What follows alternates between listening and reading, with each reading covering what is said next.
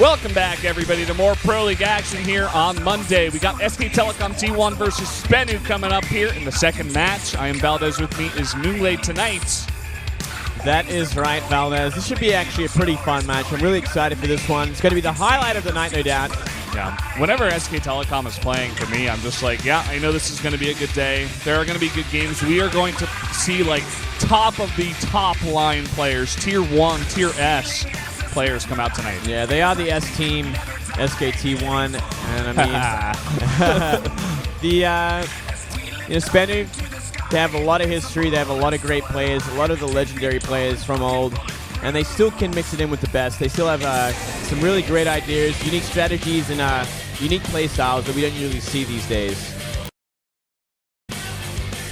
Well, you saw Classic shake the hand of Leenock. Leenock very respectful to Classic. In my mind, I would put Classic up at like number one at, you know, in terms of form and where he's at these days, and even in terms of like results. Number one Protoss at least. Yeah, I think tonight we have the number one Protoss, the number one Terran, and hard to say for the Zerg. Su is amazing. He's been looking like he's number one right now in terms of Zerg play, but he's looking like it. He's looking like he's very close. Basically, we have all the big boys here today. They brought everyone out for this. They want to make sure they send a message with this round. Yeah. You know, it's the round they don't have to win. It's the round they don't even have to do well in. Yeah. But it's the round they still are bringing out the A team. And didn't they get like 7-0 in the last round as well? Maybe they're like, oh, we should get 7-0 again. Let's make history, guys. Yeah. We might as well. We have all the best players. Let's make it the most dominant season of Pro League we've ever had as a team. It's really cool. Brood War or Starcraft 2, these guys are just winning everything right now. Yeah. I don't know what they're feeding the players, but as we said it before, Classic and Innovation especially, the tippy top, the best it really gets for their respective races. But here we do have the matchup tonight, SK Telecom versus SBENU. Classic versus Leenock is the first game. And Su versus Dongrigu on Terraform is ZVZ. Dark versus Curious, another ZVZ on Coda. And then Innovation versus MMA, another TVT on Echo. Yeah, you know, I'm liking these matchups. Each one is going to be, in my opinion, very exciting. I'm so happy we got a couple of ZVZs in there. Classic versus Leenock. Leenock used to be incredible at his ZVP, and Classic is just the best Protoss in the world right now. Yeah. Leenock for the first round, I think, was really on top of his game. He was doing quite well. But ever since then, hasn't shown quite the same games. Not really sure what happened. And not really feeling the Leenock hype train these days, at least. Yeah, certainly not. That purple downwards arrow says a lot about where he's at right now. Innovation versus MMA, also a rematch from the most recent IEM's Gamescom. They played, I believe it was a best of 5 there. Innovation winning pretty one-sidedly. Yeah. So MMA definitely going to have some history there. Maybe not as confident as you would like to be. Here are the viewpoints. SKT will secure a spot in the round 4 postseason with a win. Curious will be in the top 20 lists of the winners ranking with a win. All right. Well, I guess that's something. I don't know if it really means much. It's not going to get you to Kesper Cup this time, Curious, but still, it'd be a nice achievement to have. Yeah. The top 20 is the 2 pages you guys usually see. We show the first one and the second one, so just to clarify that just a bit. I guess they were really looking for a second viewpoint, and that was it. Well, here we go. 2-2 against Zerg, surprisingly, considering how well this guy has been doing in every league he's been playing in. Yeah. And I would say, the only reason he's not up there with Hero, with Zest, at, the most winning players is just that he wasn't played that much in rounds 1 and 2. He had only 3 games total in both of those rounds, but already 3 games played in this round. It's not even half over. So he definitely geared it up towards the end of this year, and he's been playing better and better, and he's been seeing more time because of that. And here is Leenock, 5-2 against Protoss. I feel like a lot of that was in the past. He really hasn't had that success recently. Still a great player there. Very dangerous, very innovative ideas. I got faith, Valdez. You got faith? Did you vote on him? Nope. I'm sorry. I love that hair, by the way. That purple hair is looking fantastic. That's the Zerg hair. That's what you got to do if you're a Zerg. Should I do that, Valdez? Yeah. You gotta dye your entire mane purple. The purple mane. Do it, Moonblade. All right, Valdez, you're the boss. Guys, this is coming to game number 1 now. Classic versus Leenock in Cactus Valley.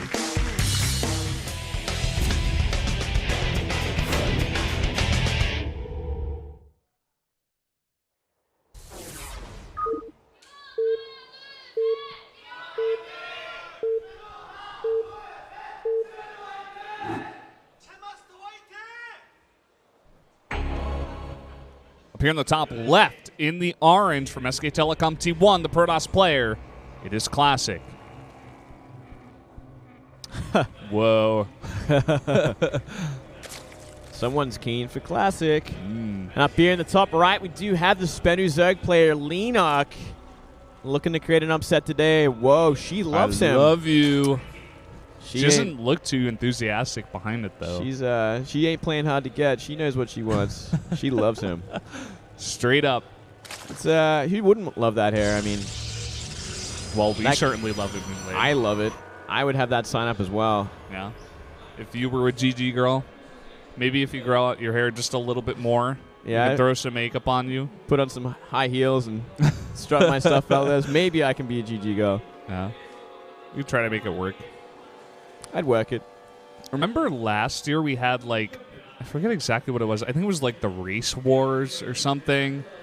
It was in between rounds 2 and 3, I think it was. It's been a while now. I'm not even exactly sure what it was, but maybe if we had like another fun event like that, we could have you be a GG girl. Me and Wolf can cast, and you can be on the floor. Yeah, I'll be on the floor doing the signs. Strutting your stuff. Strutting my stuff. Yeah. Maybe one day, Valdez. Yeah. If I get paid enough money. Is that the dream? Paid enough so you can be a GG girl. Yeah. I just want to be a K-pop girl. That's really my end game. That's why you came to Korea in the first place. That's what I mean. It's never for Starcraft. It's all about the K-pop. It's all about the K-pop. Yeah. Still learning that Korean as well. It's probably one of the things I should focus on, Valdez. Yeah. You're definitely going to need to know some Korean if you want to be a K-pop star. I don't know. There's like sometimes they'll say English in their songs. Maybe you can be that one gem, the one standout girl. Yeah, I'd be like, well, that speaks English like, only. Her English is really good. Yeah. Look at this deny, by the way. That's a ruthless probe. Yeah, that's disgusting. That probe getting the initial scout, the right scout there on the right side, not going the opposite direction, forces out the pool and then blocks that hatch for so long. Disgusting Classic. Disgusting, but beautiful, beautiful micro. Yeah. Fantastic. Overlord sees the Forge, knows that a pool must come next, does not want to be thrown down, or sorry, that the pool is already done. Cannot be thrown down a double hatch like he would want to originally. Yeah. Looks like he's going to follow it up here. He's going to get it pretty early on here at 3:55 about that third base. As you said, not the most greedy you can be, but he's going to get it pretty quick regardless. Yeah, it's kind of just going to that standard build you would against any sort of Forge opening like this. The timings, everything slows down when the Forge is the first building you see. So, okay, I don't have to worry about any sort of tech rush, any sort of warp gate rush. It's all in this timeline that it's so much easier for Zerg to deal with.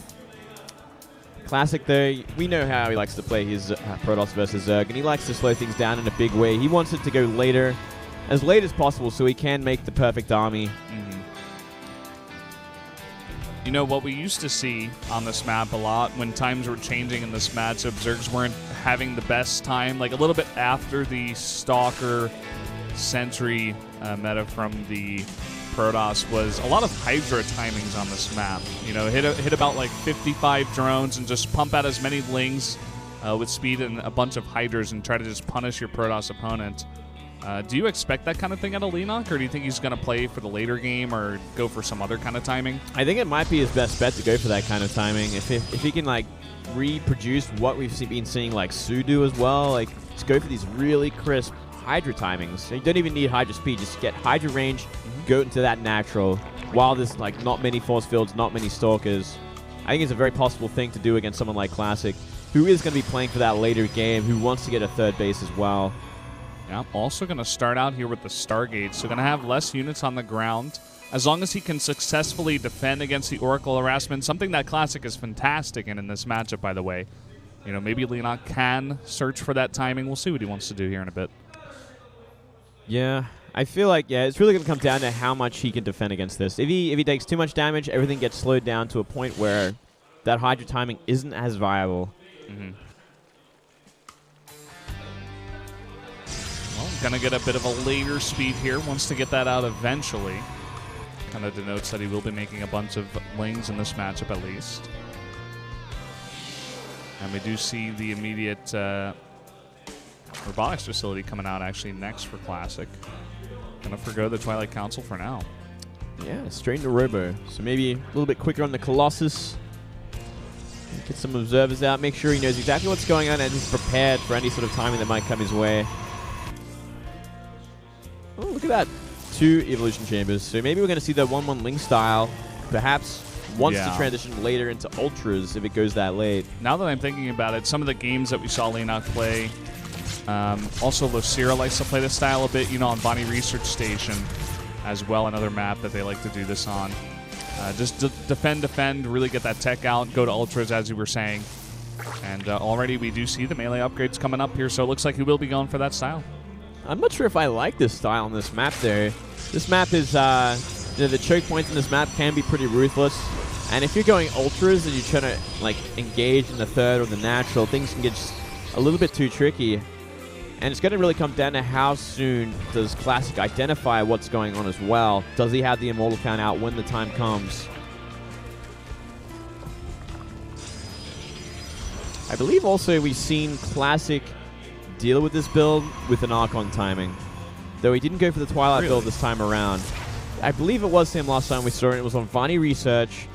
He saw what the Zerg was doing early enough that he simply went for Gateway, Archon, and just tried to kill him. I think I actually remember that game you're talking about. Yeah, it was actually a really cool style. It's a sick hard counter to what this style is all about, which is surviving on Ling Infestor with upgrades until you get to Ultras. Yeah. By the way, with the style that Classic is going for, really putting on zero pressure against Leenock. Leenock's been able to get 69 drones, and that was all on 2 Lings. He had 2 Lings, 4 Queens up until this point, where he's really pumping out these Lings now, but getting a sick economy here. Still only on 3 bases. Got 1 macro hatch, though. There's that 4th. Yeah, everything kind of lining up well. Seems like Leenock's really understanding what Classic's all about with his current build order and how he's playing it. And 1-1 still on the way here, nearly finished. He's just going to poke in, try and get an idea of the composition. Apply some pressure, but nothing too much. Look at that, a War Prism on the way as well. And the real Phoenix. Just 1 for now. I think this is the first, but... Perhaps fearful of a Muta switch at some point? Perhaps. I mean, there was a Spire coming down. It's near completion now. But he's also... Yeah, this is a very interesting style from Classic. He loves to take his time, that's for sure. I mean, +2 on the way. Charge on the way as well. He could just be going for that build we're thinking about, you know, dropping down a lot of Archon soon. This is going to do a lot of damage. So they are only +1 Zealots, so they're not going to be 2-shotting Lings. Yeah. Lings are 1-1 currently. And no charge just yet, so the harass is not quite there 100% just yet. And finally, the unit's coming back, dealing with this. Will he save that Queen? No, it will go down. Oh, that's a big blow, considering that Hive only just started as well. That's going to be a queenless base for some time to come. There are 2 War Prisms out on the map, and only 1 Colossus was made, but there will be a follow-up of a 2nd robotics facility. Yeah, see, he's thinking about this now. He's like, okay, I know exactly what you're doing. Immortal production time. He also finished that Templar Archives. Oh, nice find there. Oh boy, those Corruptors got to get over there before the Phoenixes kill all of those Overlords. Yeah, you might want to invest in Overlord speed as well, just so this never happens again. Well, you just got to pull him back. Like, can't just let him be out there on the map. There's no reason for them to be there either. There's simply too many of them. Look at this. We're actually seeing a lot of aggression here now. These Corruptors, are they actually going to be enough to zone out everything and actually go for a base? Yeah, look at the anti-air here. It's that 1 cannon, 2 sentries, and 3 Phoenixes. 2 Phoenixes. So lacking right now. He's going to lose the Colossus for it. This is insane. End of War Prism. Now the Corruptor's getting to work on the Phoenixes.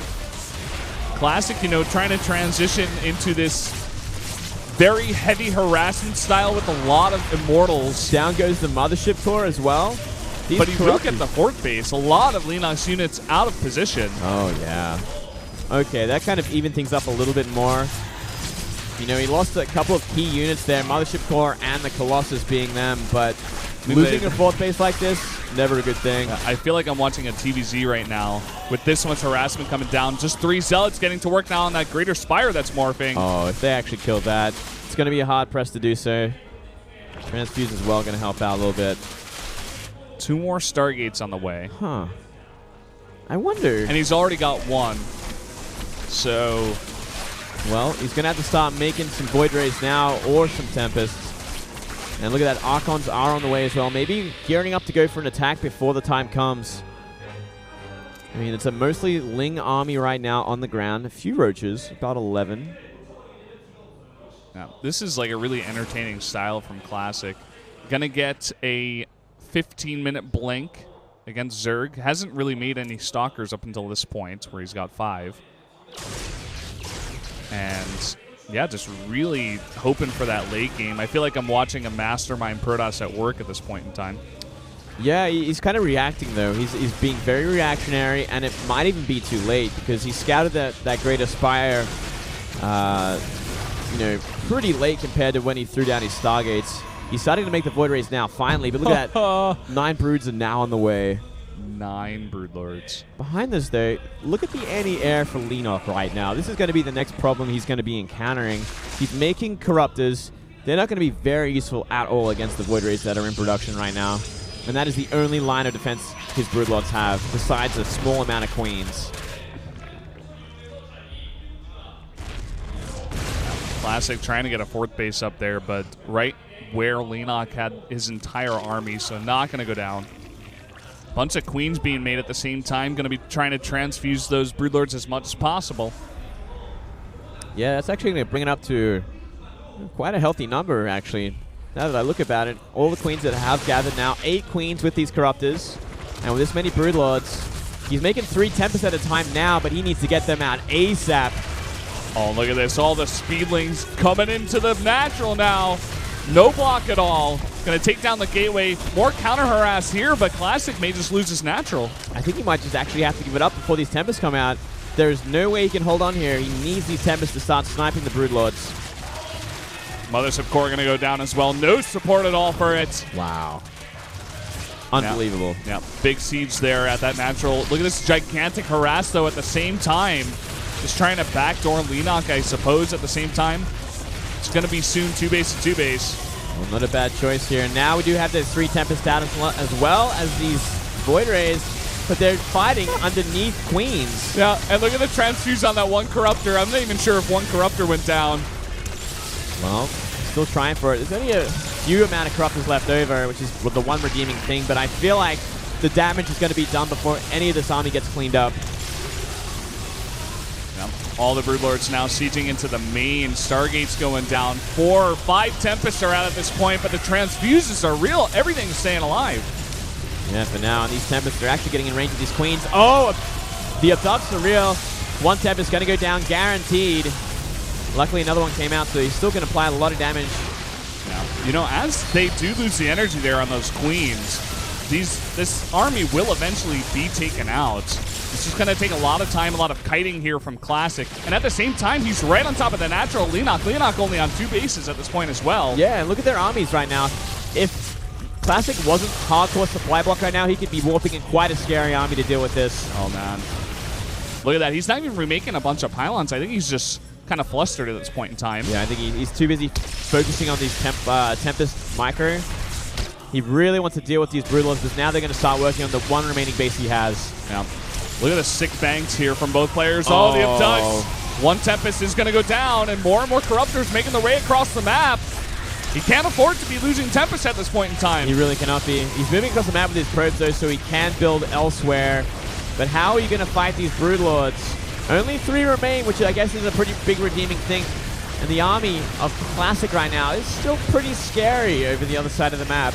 Yeah, so pretty scary. It looks like 5 drones in total are out on the map.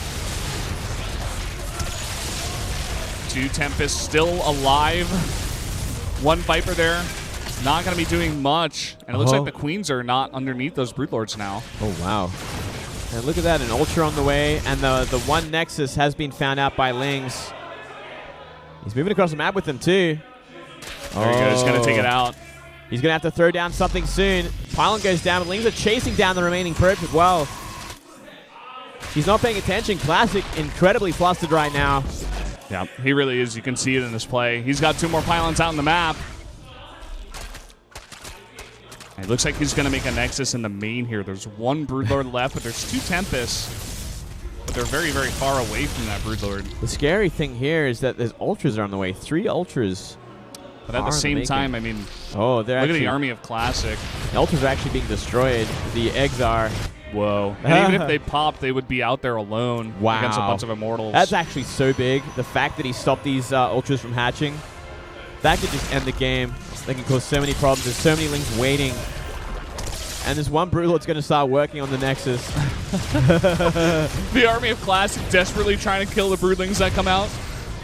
With a blink, he's got 4 Stalkers out on the map. Where are the Tempests right now? They're looking for that Broodlord. Oh, it is so low at the same time. He's looking for it. He's found it. Oh, there it goes. I don't know. Leenock's really not got much left in this game. Well, he doesn't have much left, but he does have the money and he does have the supply. With these Queens as well, everything's going to get zoned out for a little while longer. It might actually just come down to Classic making a big play on the map. Because he's not going to find much mining here at all. Yeah. He's really just got this army, and that's about it. I think the hopes of Classic, remaking his base or restarting his mining, he's got to be very careful with these Tempests. But yeah, the idea of him remaking a base, remaking an army is just a pipe dream at this point, I think. This Oracle is flying around harassing the hatchery that was made. Pretty much, it wasn't full energy. it's looking for something here, but this is such a hard place for both players to be in right now. Yeah. Classic right now, long distance mining from the natural of Leenock. Leenock, it doesn't look like he's mining really at all. He's got 4 drones in total.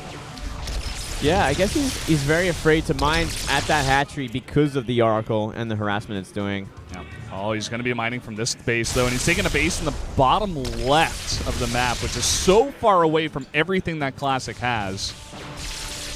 Maybe if he can resume mining and get some semblance of an army back up and together, we're seeing it right now. That's all Classic has got on the map. And Classic, he's not getting himself out of supply block either, which is interesting. He could be throwing down multiple pylons right now, but he's choosing not to. He finishes up his gateway, but he still is supply blocked right now. Yeah, I think he's finally beginning to realize, oh, I am hugely supply blocked. I need to get pylons down, so 2 of them going to be thrown down for now.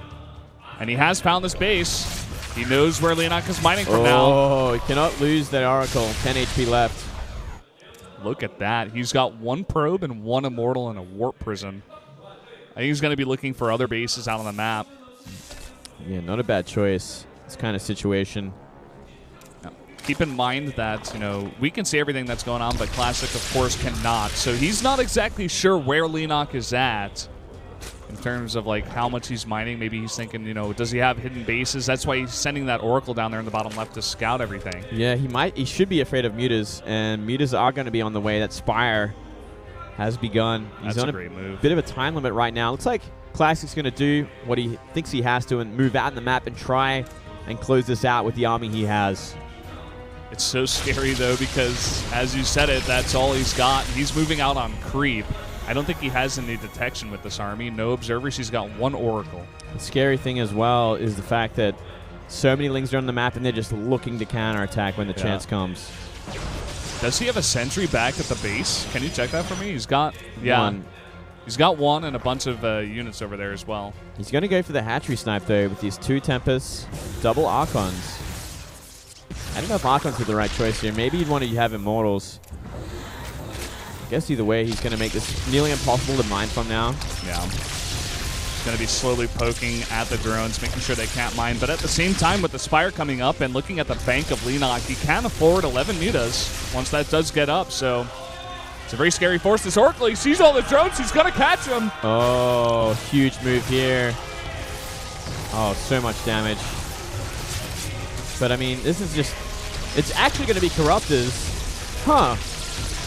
Corruptors. What? Well, I mean, it'll deal with the Tempests, I guess. I guess it frees up the map. I guess it frees up the map for Leenock to take. I guess that's the way he's going to take it. I figured mutas might be a little bit better because the anti-air is pretty lacking and is never going to be kind of remade at this point. Look at this. The Oracle. Oh, He's going to kill every single drone over here. There's not even one Spore Crawler. But the Corruptors, I take that back. The Corruptors do spawn. Going to keep that base alive for now. Oh, wow.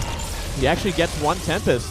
Really nice snipe. And uh-oh. He's got 2 Archons in the War Prism. He's running away. He runs into Queens. No.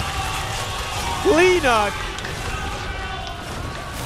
Unbelievable. He loses the other Tempest, too. This is all that Classic has now. This is it. Leenock's going to create such an upset to start things off for SBENU. Here we go. The army's coming in desperate. But here we go with a swarm of Lings. Look at the Lings. He gets some really nice force fields down, but even the Queens in the back doing so much the corruption coming in. And it looks like Classic's going to go down. GG. Leenock wins game number 1. Sickest upset. Leenock playing insane. What was that move made? I can't believe it. Really beautiful stuff from Leenock, making all the right choices. Straight to Broods. And what a crazy game. Classic was just not prepared from it. And after that, that scrappy game. Insane. Really well done. Yeah. What an upset. I don't think a single caster voted for Leenock.